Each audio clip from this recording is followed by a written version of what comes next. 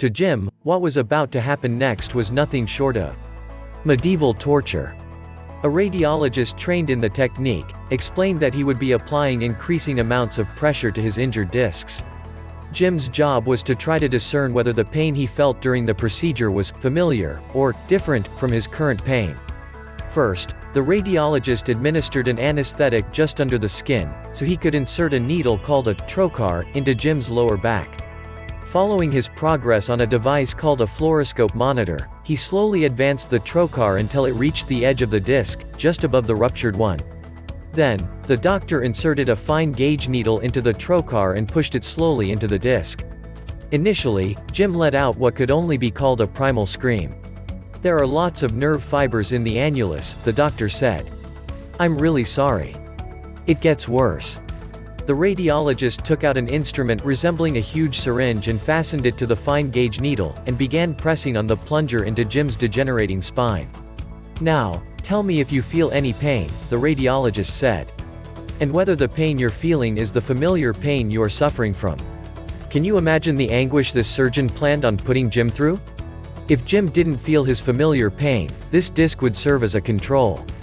A series of red neon digits raced across the monitor, 20, 25, 28, then 30, representing the pounds per square inch of pressure that he was applying within the disc.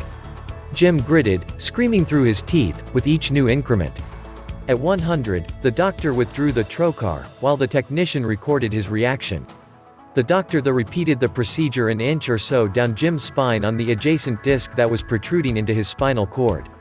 This time, when the pressure hit 30 pounds per square inch on the monitor, Jim cried in pain.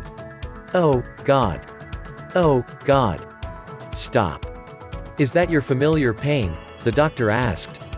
Jim said the pain was like his lower spine was being crushed in vice.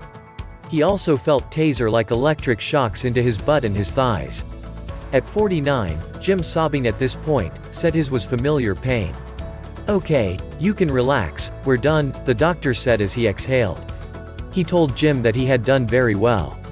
But to Jim, he really was done. After that ordeal, there was no way he was going through with fusion surgery.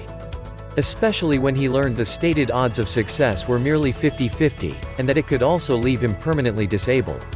Leaving the hospital, the futility of it all set in. And now today, Jim was in my fitness studio, looking for hope. In order to get out of pain, keep his bus driving job and collect his pension, Jim needed nothing short of a miracle. Relieving Jim's back pain, especially after years of abuse, injury, and medication, was a tall order.